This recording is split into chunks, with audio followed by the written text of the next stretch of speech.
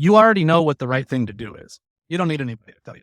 Whether it turns out to be what you wanted or not is immaterial. The mind locks itself into this tapestry of representation. You're microdosing honesty. Well, what did Plato call it? Carving reality close to the joints. You're trying to get it to where you're strong enough to bear the realest possible story. All boundaries in consciousness are made of fear, fundamentally. The closer you can align yourself with nothingness, paradoxically brings out sort of the truest and most authentic expression of who you are. This is Audience of One, and I'm your host, Spencer Kier. My guest today is Gabe, aka Vivid Void on Twitter. He's a writer and a coach. We talk about inferiority, art, spirituality, courage, fear, alignment with the void, representations of reality, exposure therapy, quality, and more. Please enjoy. You end every day with the same tweet and a different piece of artwork. And that tweet always says, "You are not inferior to anyone." Why is that message so important to share every day and to reinforce? 3 reasons. The first is that a couple of years ago, I was in recovery from post-traumatic stress disorder. And one of the sort of major symptoms of that for me was this kind of feeling of being very small and having been, I think I just took this kind of powerful sort of hit to my self-image and my self-esteem. Coming out of like a difficult relationship with a woman, and I'm questioning my manhood, and I'm questioning sort of all this stuff and feeling a lot of inferiority, a lot of difficulty with that. And so I started posting it to myself, when I had, 600 followers or something, just like a nightly reminder to me. And then over time, actually, I think one of my friends came up with the idea of like adding some little emojis to it. And then pretty soon, I thought, wouldn't it be nice to have like a different piece of art or something? And so I started adding the art. And then over time, I think, at least for me, the meaning has evolved and there's a couple more reasons that I keep publishing it. And one of them is that just kind of researching people who are extremely online, just kind of learning about that. A persistent feeling of inferiority is one of the major ways that depression manifests for people who are online constantly. And I think that probably has a lot to do with comparing yourself to sort of like, galaxy brain takes on Twitter or impossibly edited people on Instagram or, whatever that is. So that seemed like a good message to keep putting out there. And then the last one that I just kind of figured out recently is it's a slightly different way to say an old Zen proverb, which is, if you meet the Buddha on the road, kill him. And the idea of that is, if you think that somebody else out there is the Buddha, and it's not you, it's not right what you're looking out onto the world. If you're putting your power, your agency, your divinity, and you're projecting that onto other people and saying, "Oh, I got to somehow get it back from them," you're just totally missing it, right? And so this was Master Lin Chi. He was like a really insane Chinese patriarch. He was like, if you meet the Buddha, kill the Buddha. If you meet the Arhat, kill the Arhat. All this kind of stuff. It's just like, because it's you, And in a way, what I'm trying to tell people when I say you're not inferior to anyone is like, you're not inferior to the Buddha. You're not inferior. You are the saints. You're the masters. You're the great historical figures to somebody 1,000 years from now. It's like the time that stretches in between us and the people that we sort of automatically venerate. Like, we're going to get that someday. So like, you're not inferior to them. You're just more recent, so start conducting yourself that way. It's incredibly powerful. And I'm not sure if you've done a thread or post elsewhere explaining why it is you talk about this concept of inferiority, but the way you described it here, I already had my own lens or interpretation to it, but that made it that much more impactful. The other piece, the other piece, which it sounds like developed organically, that you do with that post, is you always share a beautiful piece of artwork. why have you landed on that, and what is kind of the role of art and beauty, whether you see that coupled with this kind of pushing back against inferiority, or just a second layer to it that nicely accompanies it? Why include that art piece? It's a good question that I don't have a good answer for. And that's fine. I think I just kind of saw, I've always kind of had an interest in these aesthetic accounts that curate really beautiful artworks. And some of them just do this fantastic job, and you almost come to like learn their curatorial style. You almost start personifying it, like you know them a little bit, or like you see a piece of artwork and you're like, I should get a hold of that guy because this is him, you know. Um, and that's always been pleasurable to me, just to see that, and I don't see any kind of connection between like a beautiful piece of Western art and Zen or Buddhism or anything like that. I do think, to the extent, I think it's like it's prior to both of those things, in the extent that like great art is produced by a spiritual practice. It's a byproduct of a spiritual practice, in the exact same way that like Buddhism is a byproduct of Buddha's spiritual practice, right? Like it's this thing that was left in the wake. It's this reproduction. But it's not the thing itself, you know? Yeah, And it's so an maybe, output of that. yeah, Yeah. exactly.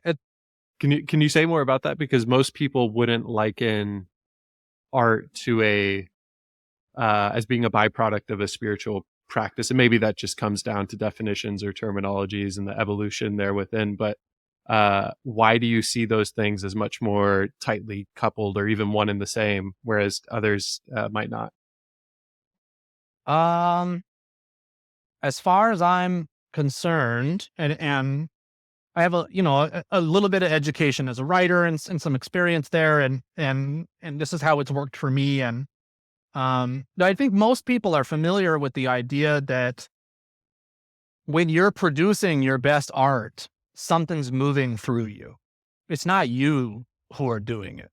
I mean, it's okay, it's you, right? But you're a vessel for it. You're channeling something that's really much greater and it's beyond you. And I think it's when you're close to that kind of true self that doesn't have any of the ego cruft, and that does just channel the creative energy that's available in that moment to you.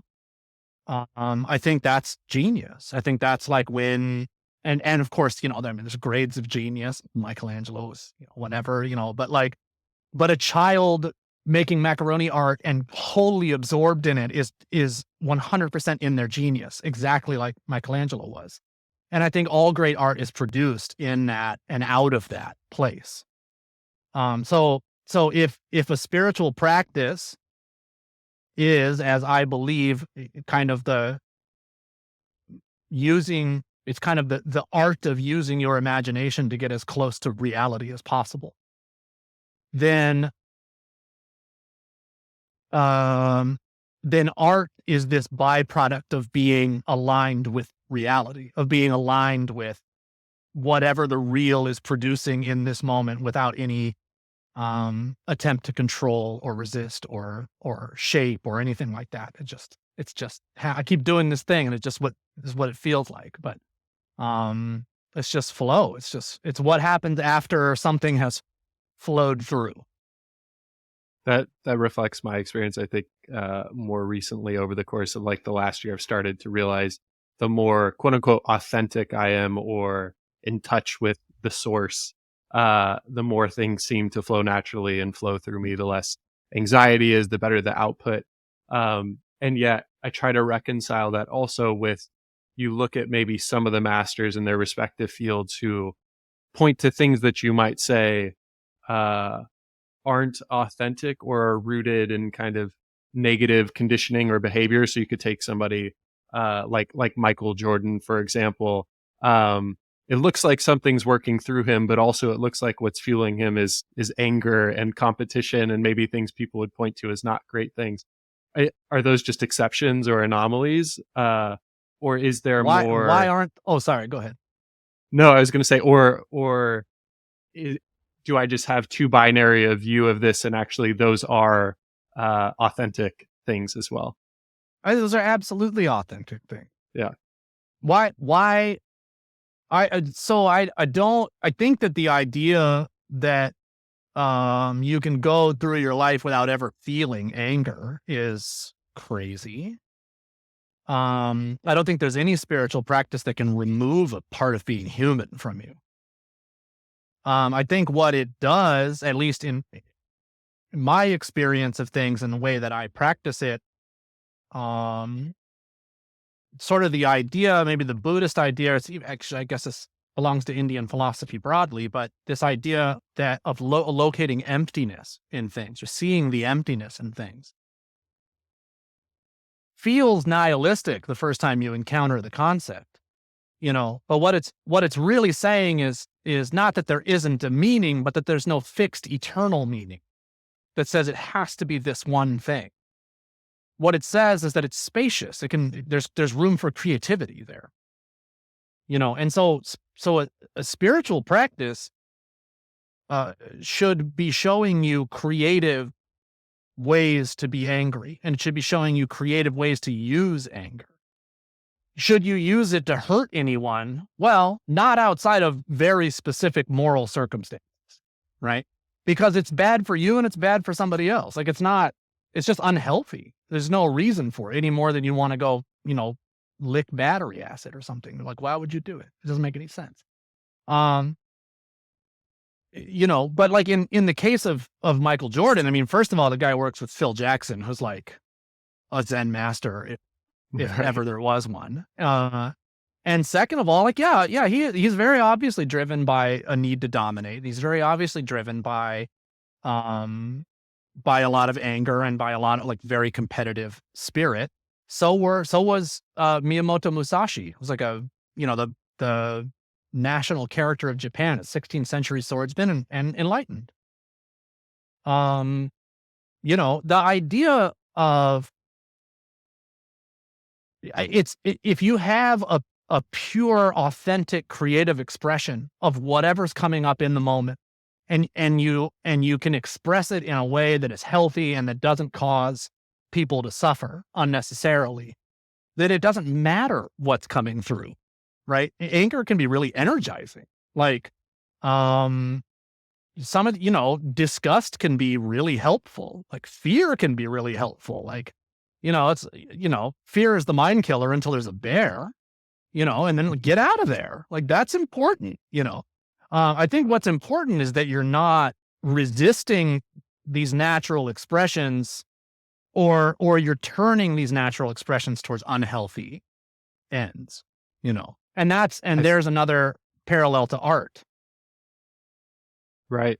I think the resistance or the suppression or the channeling of that towards negative or evil ends is maybe the point of confusion, and yet it still seems at a surface level, when people talk about the dissolution of the ego, you think all things that arise through the ego as well are things to be, I don't know what the right word here is, maybe not ignored or suppressed or controlled, but you don't think about channeling those emotions as an enlightened behavior that seems like beneath you. So still trying to reconcile how it is that you allow those things to be emergent and flow through you, but that also fits in line with uh, not having an ego or sense of self. I don't, Are those I not don't, byproducts of the self or the ego? I don't know this. We're playing in territory right now that's real difficult, because we can, Western ego versus Eastern ego, we could ask something like, what is the purpose of a life that's sat as a stone Buddha, having done nothing, having acted on nothing? Like, I'm not sure there's any Buddhist out there that's like, oh yeah, really, just, spend your whole life staring at the wall. Like, I don't think that's the case. I don't think that's what Buddha advocated for. I don't think that's what anybody did. Um, I could say something totally crazy and be like, when the Mahayana project is complete and everyone is enlightened and the entire thing lets go, what's to say Shiva's not going to be like, what a trip, and just start dreaming another division like all over again. It's like, what's the point? I mean, that's crazy. We can't know these things. There's no certainty. Like certainty will kill the ability to be present and be there. I think you can feel it here. If I consent to compete with somebody, I have a brilliant time doing that. I'm so competitive. I don't want anybody to suffer, but if we risk an injury and somebody, breaks their ankle when we're competing over something, have we done something evil? No, I don't think that's the case at all. If I'm temporarily letting myself indulge this desire to like be better than someone else at something, am I confusing that for an idea that in some reified way I'm better than them forever? Like that's an ego problem. Right now, I'm telling a story that says, rather than in this moment I got over that line faster than you did, and doesn't that feel like glory? And then when the glory is gone, it's gone, and that's it, and that's okay. That resonates. Yeah, that resonates. I think a lot of what we're brushing up against here is this notion that, and you've written a fair amount about this, that truth is always paradoxical. And so in my line of questioning, I'm attempting to resolve this paradox that maybe can't be or shouldn't be resolved. And you've also said that the more of it you're strong enough to handle, the more inherent sacredness of everything reveals itself, which I think is beautiful. One of the paradoxes that you write about, that you kind of just alluded to with the Buddha who sits there and does nothing, is this notion of do nothing, seek wisdom. How do you do both of those things? That's a saying of my mentors. If I didn't mark that down correctly, I think you did. I'm attributing it to you, but I think you did. Okay, all right. I'm sure I've accidentally stolen many things that he said and called them my own. But the idea there, I think, was he said that to me constantly, because he was trying to interrupt this obsessive compulsive habit that I had to immediately see something, apprehend it conceptually, and then act on it as though I already knew the right answer and was already acting wisely, and I wasn't just knee jerk doing something out of anxiety, which I was, And so he would say, do nothing, seek wisdom. Or he would say, first, do nothing. Right. So do nothing was not the end unto itself. Right. It was first, open up a gap in between stimulus and response. Let it cook. Give your cortexes a chance to weigh in before you just, let your animal brain drive, Right. And so I would say, that's one way of looking at it. Another way of looking at it is, I think your brain needs a rest. When you meditate, you're not giving it any new inputs, and you give it time to process all the monkey stuff that it's currently working on, and then you give it time to process the deeper stuff that it's working on, and then it kind of finishes all that stuff and it goes, it's good. And I think that's good. It's even active at night. So when else are you going to get this chance to calm it down? Right. And I've heard these, I don't know that this is true or not. I've seen like maybe a study, or I think it was anthropology, and I give anthropology about as much shrift as I do like psychology.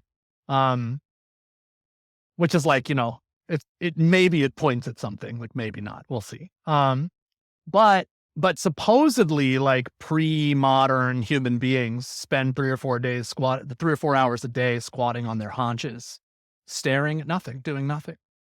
So just meditating, just naturally, spontaneously. I know like Albert Einstein, who I don't think, ever went to India or learned how to meditate or anything like that. He built like a little raft, or he would build like lots of these little rafts And he would like paddle out onto the water and need to be rescued by the Coast Guard and all this stuff, but he wasn't doing anything out there. He was just like paddling his little boat. And I think that was his way of turning his brain off. And finding this trance or finding this kind of transcendent rest. I got a fighter jet going up. The point of that being, I just think that I think the brain needs rest. I think that the brain really benefits from rest. And there's a whole bunch that we could say here too about Zen theology and the void and relative nothingness and absolute nothingness and sort of the closer you can align yourself with nothingness, paradoxically brings out sort of the truest and most authentic expression of who you are. I don't know why, I mean, Keiji Nishitani wrote 1,200 words or 1,200 pages about why this happens and still didn't get that close. But it's true, and so there's something about do nothing, seek wisdom doesn't explain itself, but it's self-evident. Let's get into this notion of the void. For those who aren't familiar with you, your handle is Vivid Void. Mm-hmm. You've written about it a fair amount in your work, but I think there's a number of interpretations people might have, and maybe you do use the phrase in a couple different ways. What exactly is the void in your own words or as you use it? Well,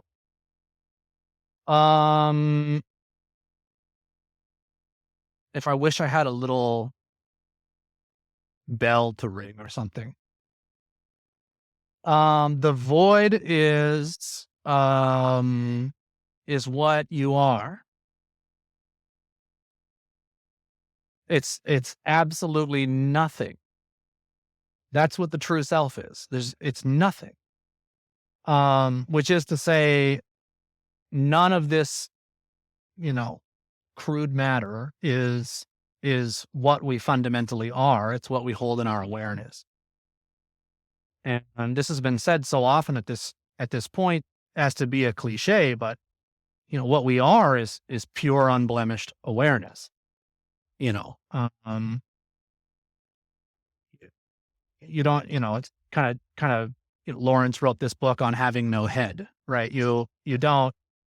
People think they're walking around with a head, and you don't. You have a pink blob right here, right? You have you can see, the eye cavity right here. That's all you've ever seen. That plus representations, that plus mirrors. Here come the F-35s again. I didn't realize I was near a National Guard base or something. When you are not representing the world in speech, in thought, in music and expression, in art, when you're to tell a story about something necessarily edits out so many details that it can no longer be the thing itself. It's a representation. And and the mind locks itself into this tapestry of representation to where it can't understand anything outside of it because it thinks it needs representation. But there's this moment in between thoughts that can grow and grow and grow and grow, and it's sure that Buddhists call it suchness and whatever. It's not just an Eastern thing, Proust used to yearn for a life of pure sensation. Rilke talks about this life of pure sensation or this realm of pure sensation. It's what all the poets were after. It's what so many of the most sensitive spirits have been after is this experience of the world. But how do you talk about the caress of a breeze on your cheek? How do you really talk about that? Because that's not what it is, right? What it is this thing that you can't really get to. You can't ever get to it. And it's that reality that's always just beyond what you can speak. That's void. Not in the sense of there's nothing there, right? There's one of my friends, Itinerant Fog on Twitter has this great meme where he says, what people think the void is, right? And it's like a black screen, and it's like what the void actually is, and it's just like a picture of a mountain valley. Mm. It's just like it's what you're seeing, what you're experiencing, and all of your senses all at once without you representing it. And yet we still need to participate in this world and in society and humanity where we use representations to communicate back and forth with one another. And in effect, that's what any artist or genius practitioner is attempting to do, is kind of translate or reflect the void through their chosen medium, I suspect.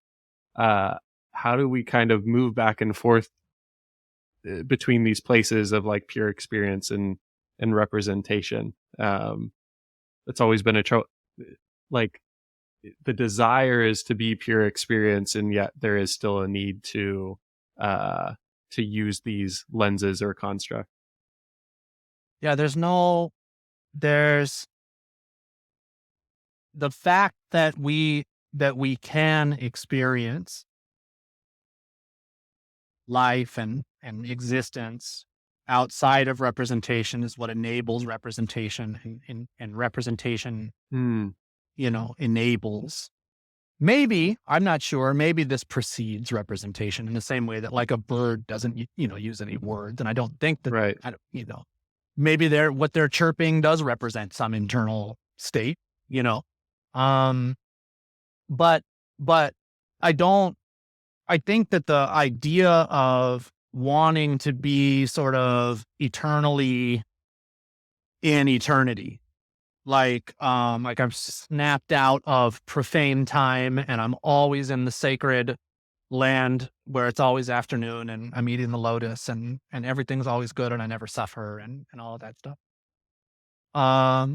Maybe it exists, you know. I do believe there's like radical reductions of suffering that people can achieve, but I don't think that I think people have been real hard on themselves that they're expecting to like be in the present moment, free of any representation, free of any thought, anytime soon, or if they're not in a mountain monastery somewhere meditating 4 or 5 hours a day, because that's the shortcut, you know. Yeah, I Yeah. think that you need some sacred time to sanctify the profane. You need some time in the void to make the profane bearable. Otherwise, your mind resists it totally unconsciously, and you end up a mess of defense mechanisms. Fascinating. It's a lot to I, chew I on. think, I think either you take responsibility for the sacralization of the world, or it's done for you and not skillfully. Hmm. That is that conditioning effectively?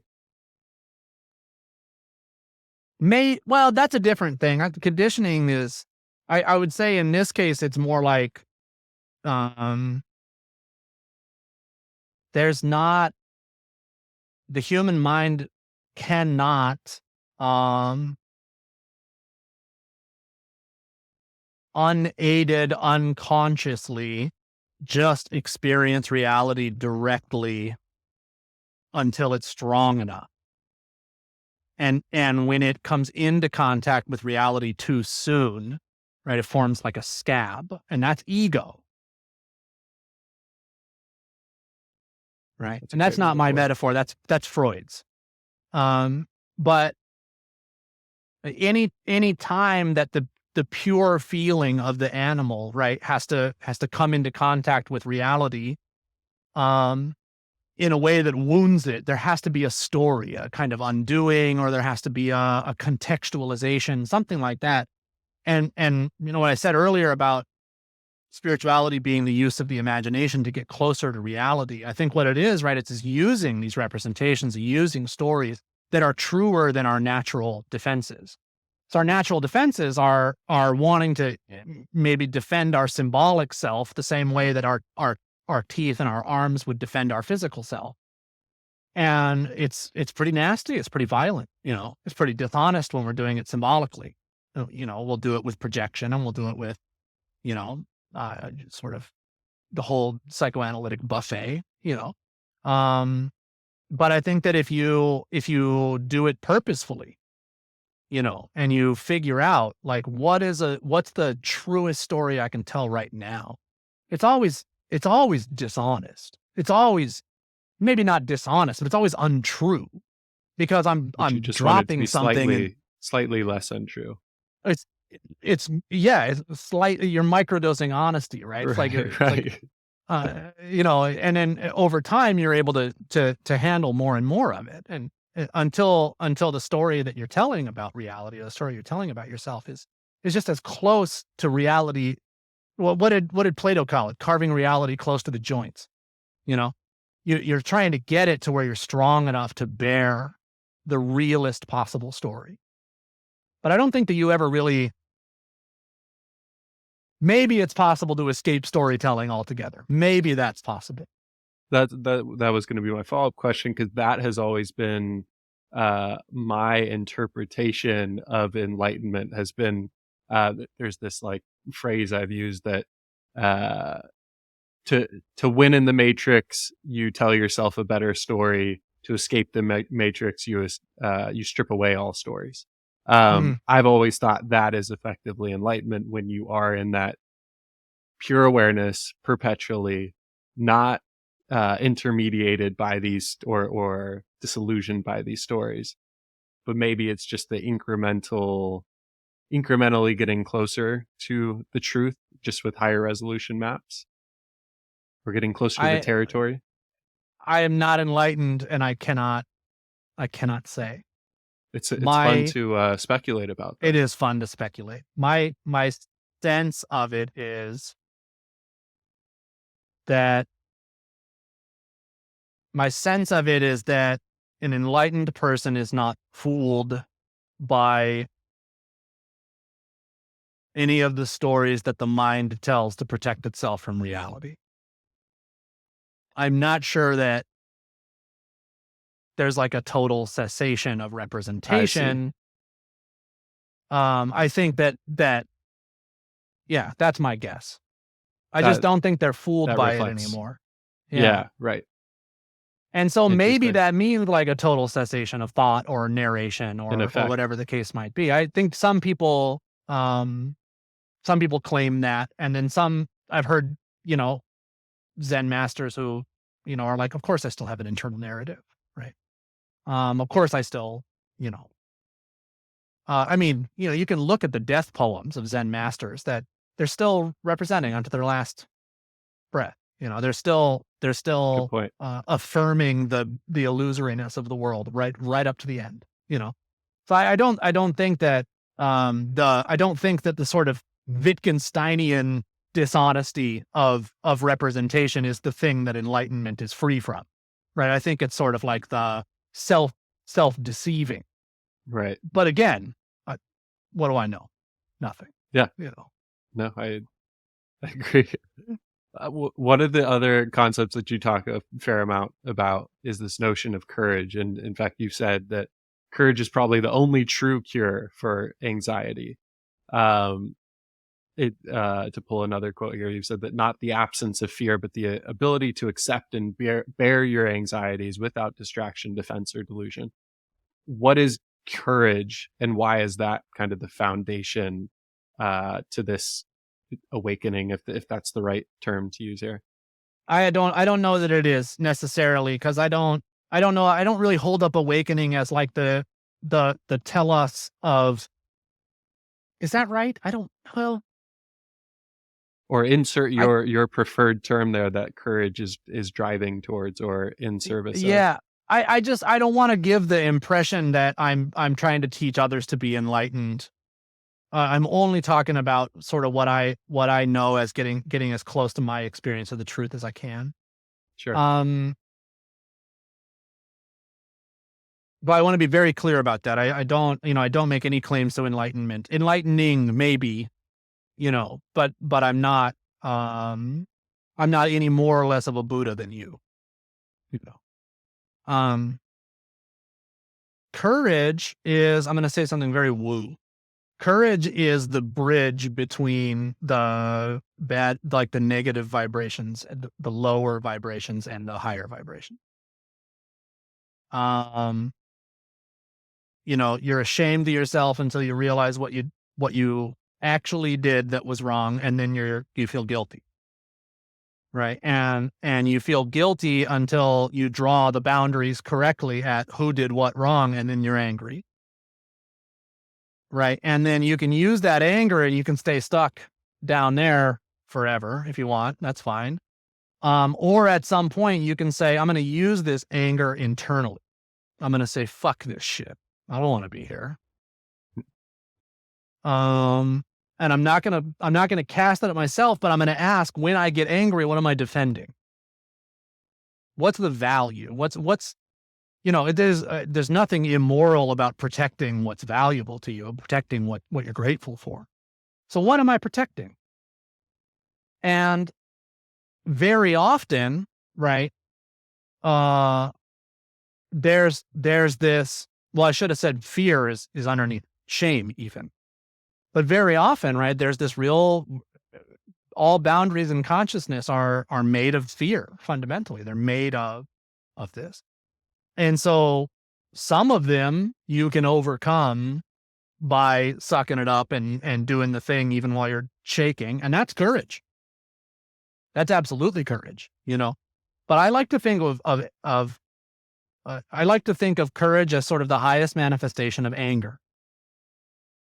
Like fear is frozenness, anger is the movement of fear, and courage is saying, like, I'm not gonna let you destroy this thing. I'm not gonna let fear hold me back. I'm gonna move. I'm gonna act. And that's moving the fear. And it's changing it. It's alchemizing it. And I think that courage the is what that is. It's spinning it up into anger and spinning it up into action and movement. Which is a defiance of the natural state of fear and the natural things the fear wants you to do, right? Which is shut down or run away or whatever.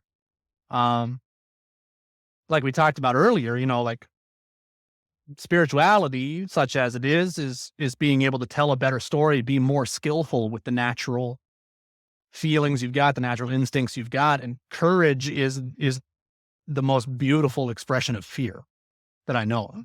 Because you're terrified if you're being courageous, right? You're scared if you're being courageous. That's there's no other way to get there. But it's a virtuous expression of it. It's an artistic expression of it, And is exposure therapy, in your experience, a practice for kind of training that courage muscle, or kind of forcing your hand at it? Precisely. Yeah. Yeah. Exposure therapy is I'll say it. It's the best thing to come out of cognitive behavioral therapy. It's now the gold standard for treating anxiety and obsessive compulsive disorder and many other things.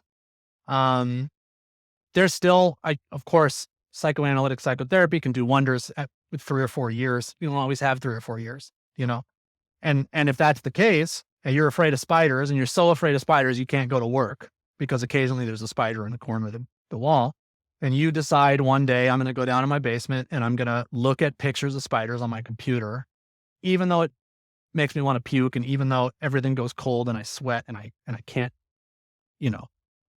breathe and whatever. And then I'm going to look at it for 5 seconds and I'm going to shut the damn laptop and I'm going to go for a run, or I'm going to go burn off that energy. And then the next day you do it for 10 seconds, and the next day you do it for 10 minutes or whatever, right? You build up little by little. And what you're doing, your nervous system physically is actually like building new dendrites, building new not dendrites, building new connections between things, Um, and, and, um, and pretty soon, before you know it, you're like, you can go and trap a spider and bring it outside because your wife told you to do that instead of killing it. And you did that because little by little you exposed yourself to this fear and showed yourself that it won't destroy you. It can't destroy you. It's just a feeling, you know. I think that, like, this is tricky because most of like, well, certainly Eastern philosophy and certainly what's in vogue in psychotherapy right now is to be extremely gentle, to be like, and let things naturally unfold, right? And you don't force it, and you don't go in and I mean, CBT is very unpopular for this reason. I would say that generally speaking, like in our culture, where there is an excess of yang energy or masculine energy, which is in most places, I would say. Maybe not the West Coast as much, but certainly here in Phoenix, right? There's this kind of internalized idea of sort of masculine. What the masculine thing to do is the right thing to do, right? It's internalized, it's reflexive, right? And for somebody who's internalized that, which many of us have, then that really gentle yin, learning to receive, learning to open, learning to move with energy is like such an important corrective. If someone's problem is an excess of yin, they need yang. They need more masculinity. They need more to hell with what my feelings say. I'm going to do the right thing. They need more courage. They need more virtue. Right. But it's two paths to the same thing. Maybe getting back to some of the stuff we were talking about pre-exposure therapy. You raised this question in one of your Substack posts, and I think you went on to answer it to some degree at the end of the post, but I wanted to bring it up as a topic conversation here. The question was, how do we condition human beings in such a way that they can one day find their way back to freedom? Which I think is fascinating because being born into society necessitates some amount of conditioning. Maybe we can limit that on the margins, but you're going to be conditioned to participate in society. You have to. So I'm curious how you think we can structure this in a way that people can find their way back to freedom. And I know, as an aside here, you wrote elsewhere that you're trying to, I think you said this on a podcast, you're trying to leave your son breadcrumbs that he can follow back out of conditioning when the time comes. I love that word, breadcrumbs. So what does that look like? How do we do that in practice? Well, I can tell you how I did it with my son. Sure. Maybe that's the most practical and easiest way to do it. But still, jury's still out because he's got 9 years before his prefrontal cortex is finished. But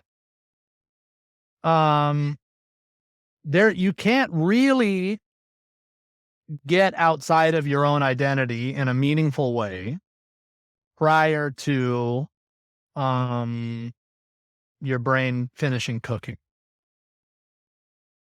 There's just no way to do it.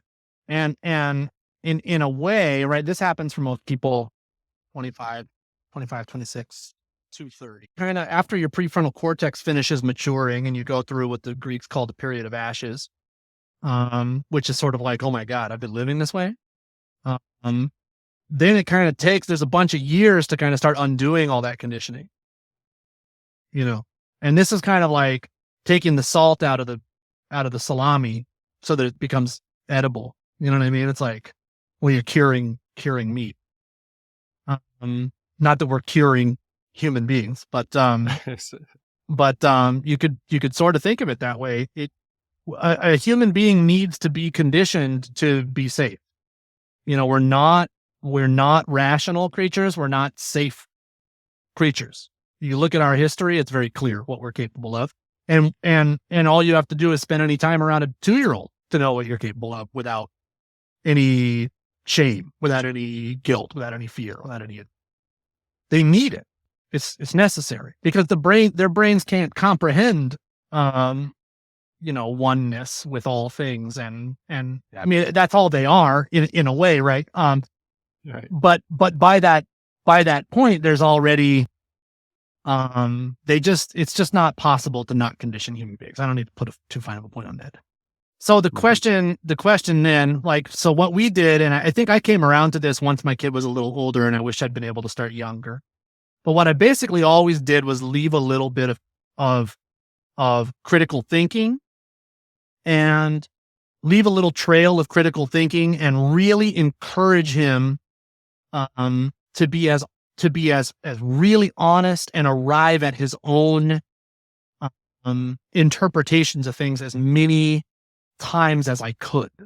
When his interpretations weren't going to work, unfortunately, you just got to override it, and you just got to be like, this sucks, but but I got to do this to you. Like, I'm sorry. But to the extent that it's possible, really giving him the room, giving him the guidance. So not just leaving him on his own to figure the world out on his own.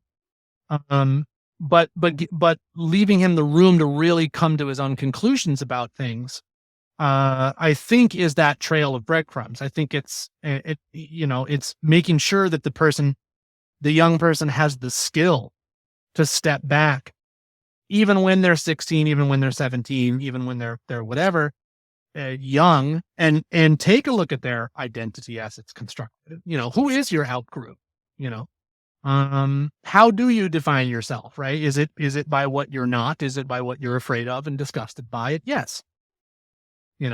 Are those people? Yeah. Does that mean you have to like them and they're fine and they're good? No. Right? That's your out group. It's okay. But bear it in mind, right? I think the best example that I can think of when it comes to this is so I tried to raise my kid like a combat medic, right? So you have soldiers, and soldiers will go out and they'll blow anything up, right? And it's us versus them, and it's bad versus, it's good versus bad, and all that. A combat medic will go out onto the battlefield and will shoot somebody, and if there's nobody on his side is hurt, he will go over and pull the bullet out of the person that he just put that bullet in, and he will sew that wound up. And because he serves humanity, right? He serves a story that's larger than Israel versus Palestine, or America versus Iraq, or whatever, versus his side. Does that mean that he's going to put his own life in danger to save somebody from the other side? No. Does that mean he's going to be stupid about it? Like, he's not going to have an identity or a sense of self? No, of course not. Right. But does it mean he doesn't want his side to win? Of course not. He wants his side to win, what it means, though, is if there's an opportunity to serve a higher good, then of course you take it.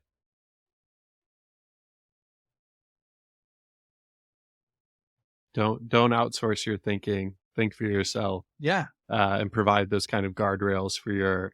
Yeah, I think that's the right advice, and something I've been thinking about. I only have a 2.5-year-old, but as she starts to develop her own, I mean, she has opinions about things, but maybe not in the way you and I do. But once she gets to that point, helping her think for herself, absolutely.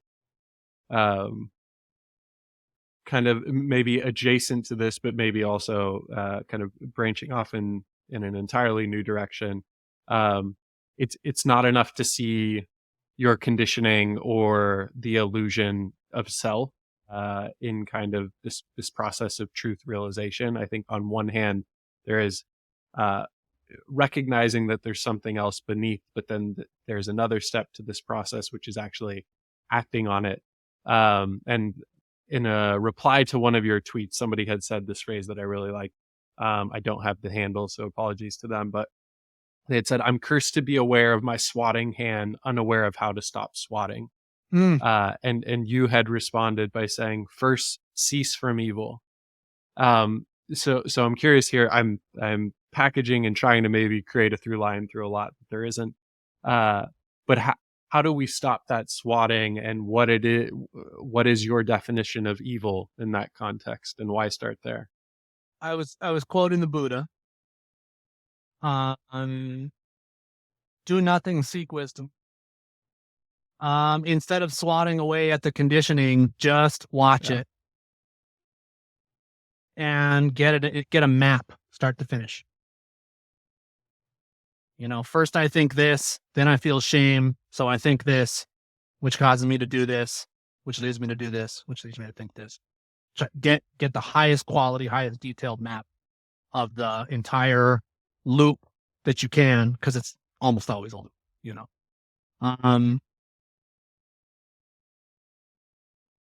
And then once you really see it, then say, well, how is this making me suffer? How is this making me suffer? Right? How is this causing me suffering? And once that's evident, there's not a whole lot you have to do, because it's obvious. If it's not obvious, you might need a more detailed map, or you may have some nervous system damage. You may need some exposure therapy. You may need, if the yin doesn't work, try the yang. But when you have a good model of how a karmic loop works, or how a trauma loop works, or just a behavioral reenactment, how, pick your modality, you can decide where to intervene. You can decide, well, okay, if I want to quit drinking, do I take all the alcohol out of my house? Do I stop going out with friends? Do I use willpower to swat my own hand? It's like you have all these different options, right? You can kind of decide where in the cycle that you want to intervene. You can do that with any behavioral enact. It's a lot easier to do than quitting alcohol with most things. But take a look. Get a really high definition, high fidelity picture. Don't often do that. Often just react. As is the the definition. And right. Before we started this conversation, I mentioned to you one of the things I really liked about your ideas and your writing was that you draw on so many different disciplines and practices. It's not like you just subscribe to Buddhism. You use your experience early on growing up in like a cultish environment, your experience being in the Marines, your experience with exposure therapy, and then all of these other kind of practices and lenses that you've participated in and seen the world through. How have you managed to go from these very controlled ideological environments early on in kind of your upbringing between, again, like this cultish upbringing, as well as in the Marines, which is all about break you down and rebuild you as a part of the unit, as I understand it, have not been a part of it. Right. It's America's warrior cult. I say that with affection, but it's America's warrior cult. Yeah. Yeah. To an end. There's a purpose to it. How do you go from that to having this much more open-ended way of thinking where you're not subscribing to a particular ideology, but drawing on them? And maybe how have you seen some kind of, obviously there's been some benefits to your development of self as a result of that. So curious if you could touch on that. Sure.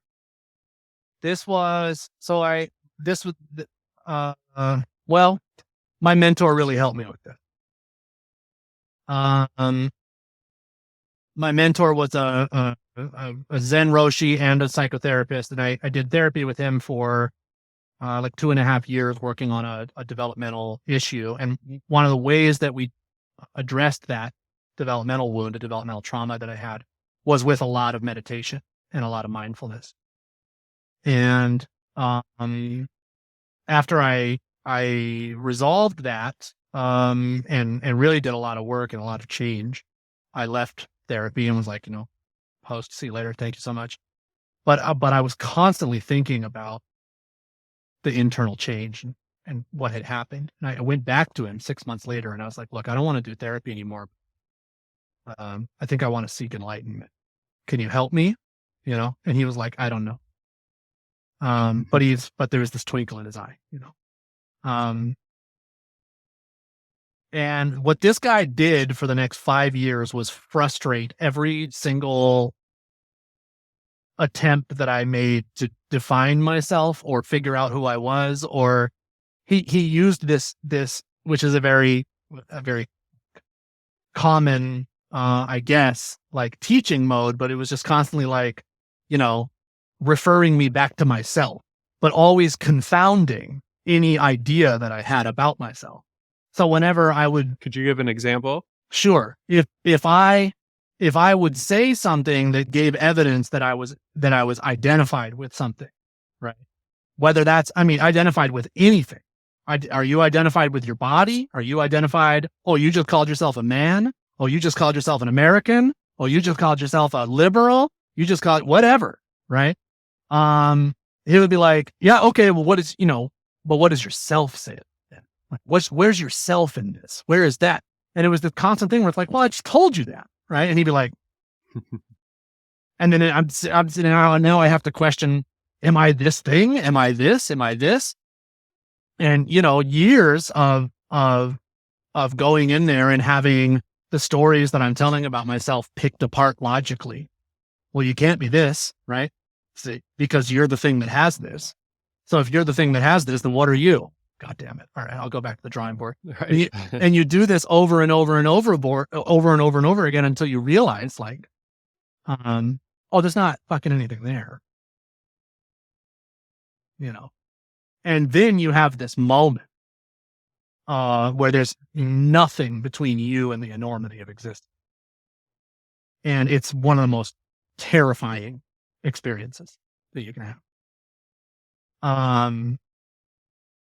And in that moment, that infinite sort of vulnerability, where there's no stories, and you've been made too honest to lie to yourself in that moment. So you can't retreat from it. So you have to, at that point, you have to say what feels true, no matter how insane or whatever. It's like, and what you start speaking into existence and what you start living at that point is the truest possible thing that you can.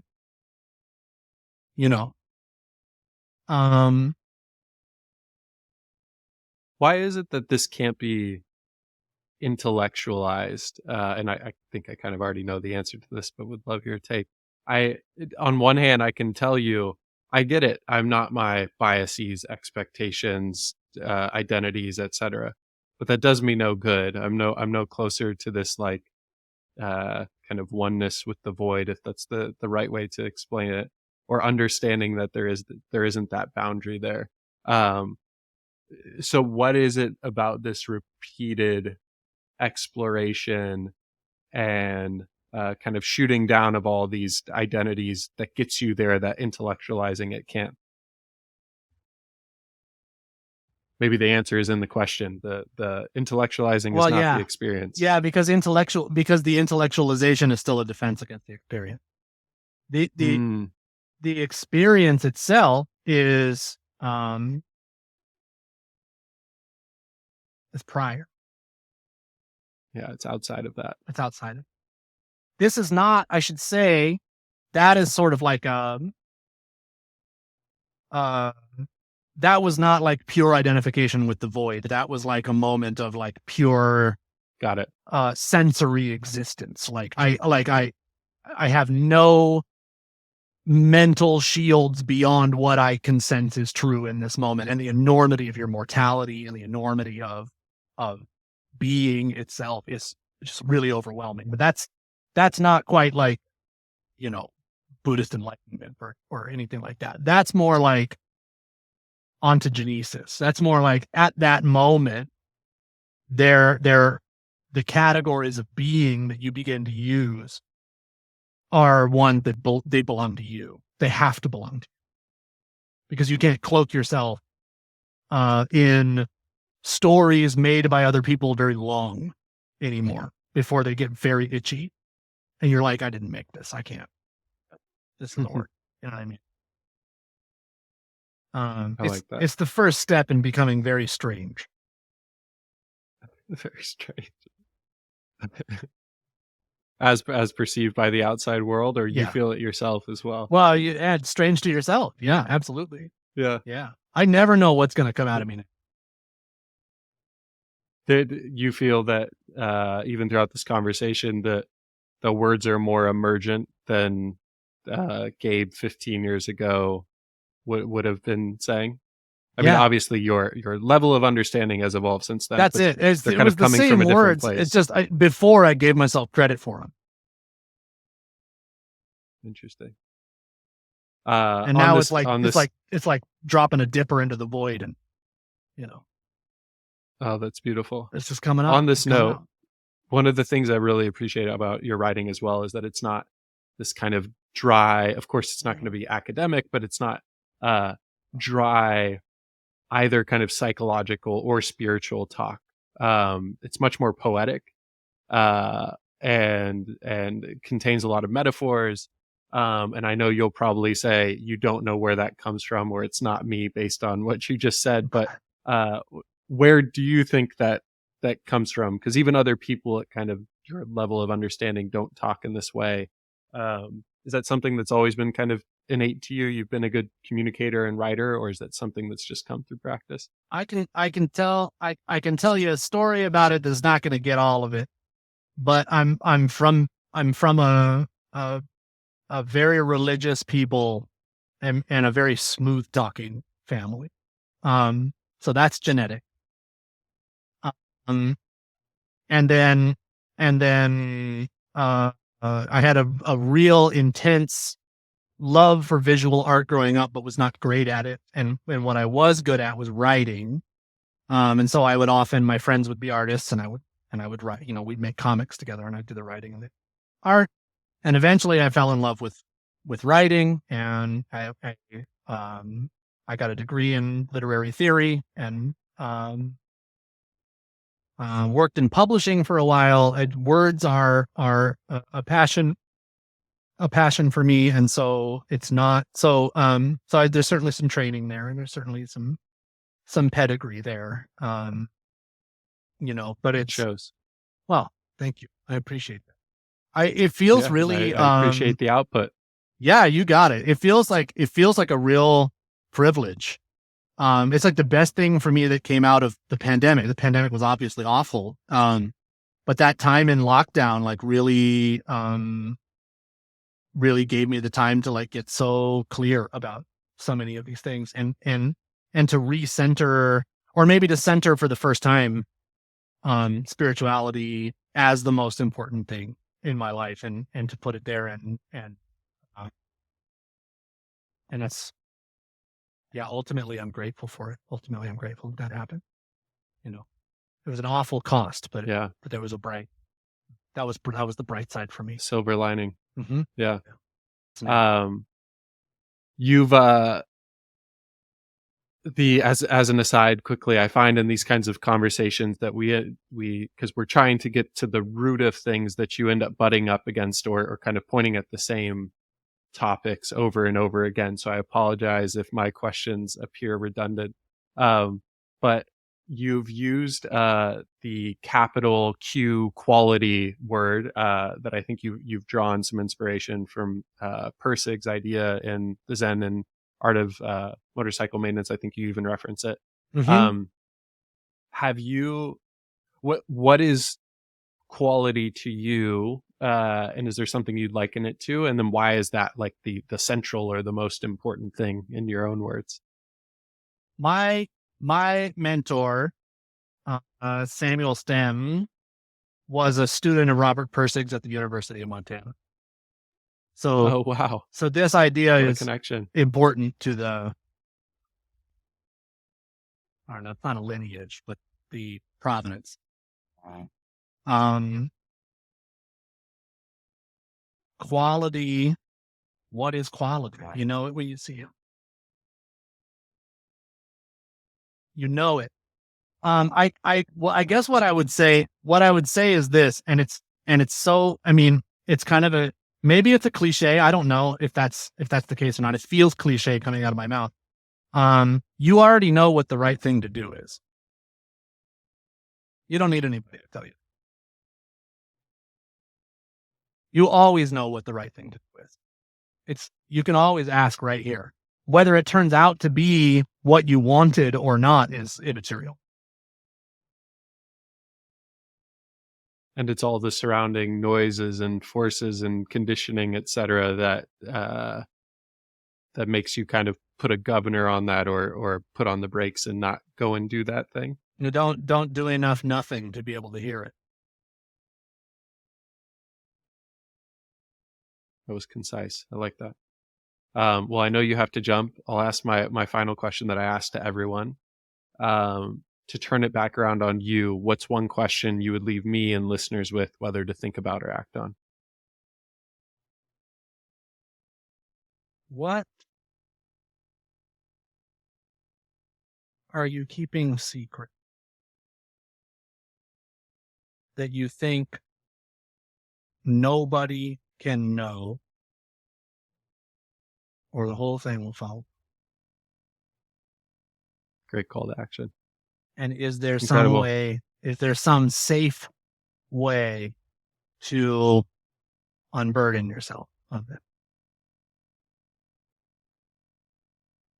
Can you expand on the safe component there? The Well, safety? there are people to whom it's safe to unburden yourself, and people to whom it's not. Got it. Yeah. And you know already. Right. To go back to your comment on quality. Yeah. Excellent. Gabe, well, this has been great. It's given me so much to think about. I really enjoyed the kind of the research and preparation process on this. There's so much great writing that I think I'll also include in the show notes. But your kind of pinned meta thread at the top of your profile, and then your Substack, would highly recommend people go back and read those. But this was a blast. Thank you for your time, sir. Thanks, Spencer. You're a great interviewer. It was a pleasure.